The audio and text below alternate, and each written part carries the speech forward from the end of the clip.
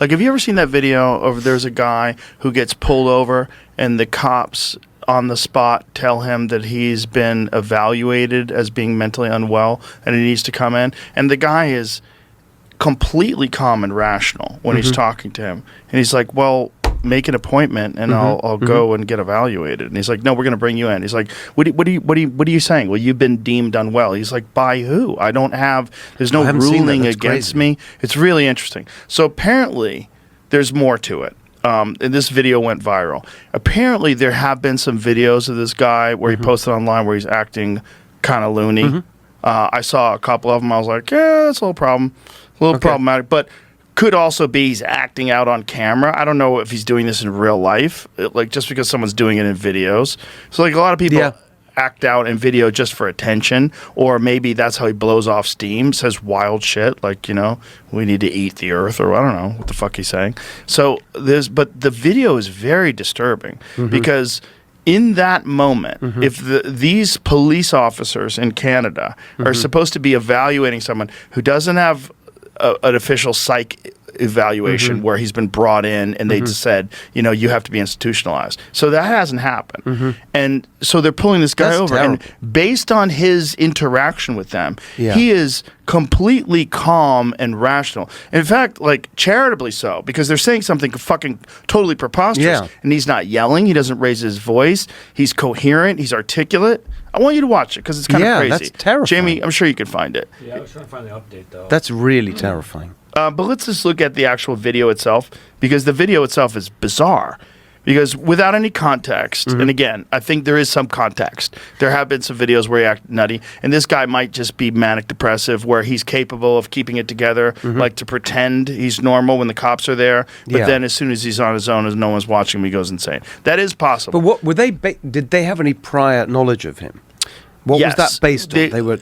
Someone had told them that he's off the rails, so they went in to go get him. But the thing is, shouldn't there be like some sort of an official psychiatric evaluation? Conservative influencer.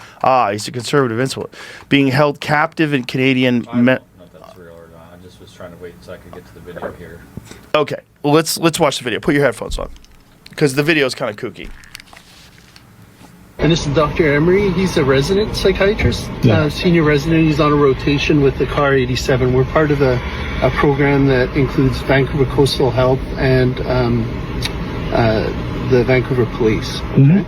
And what we do is we go to people when there's different reasons that come up. Every case is a little different, and we go to people to see them where they are.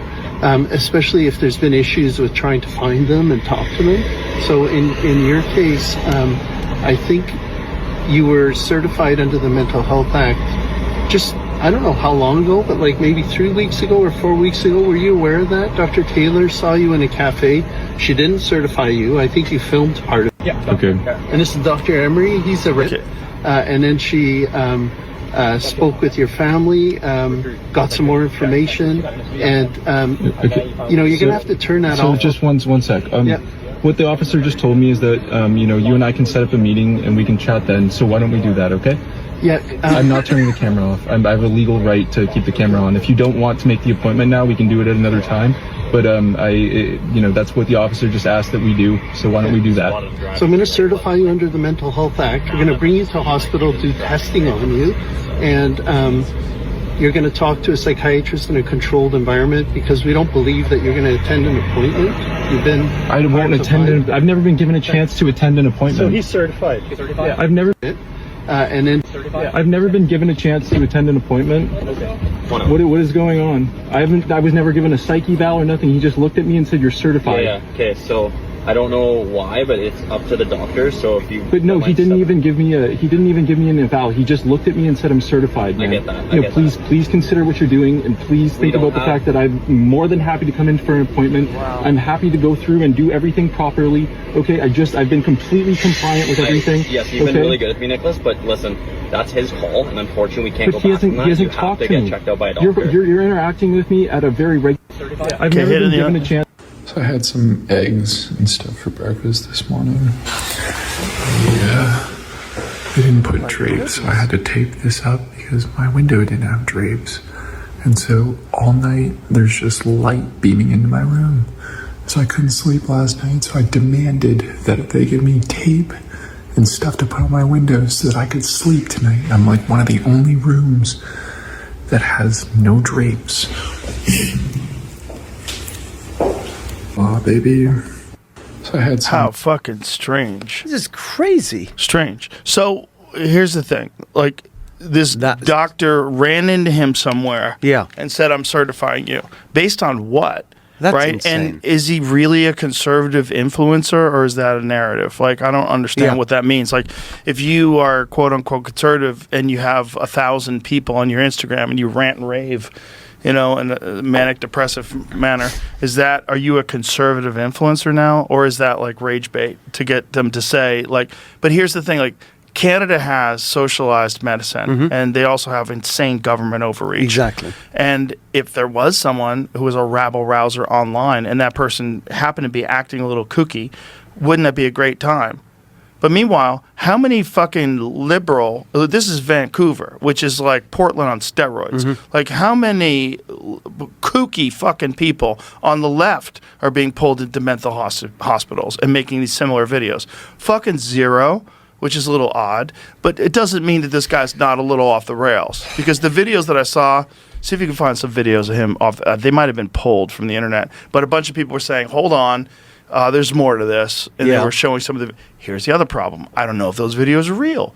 Those videos could be AI. You know, in this day and age, it's almost impossible to tell.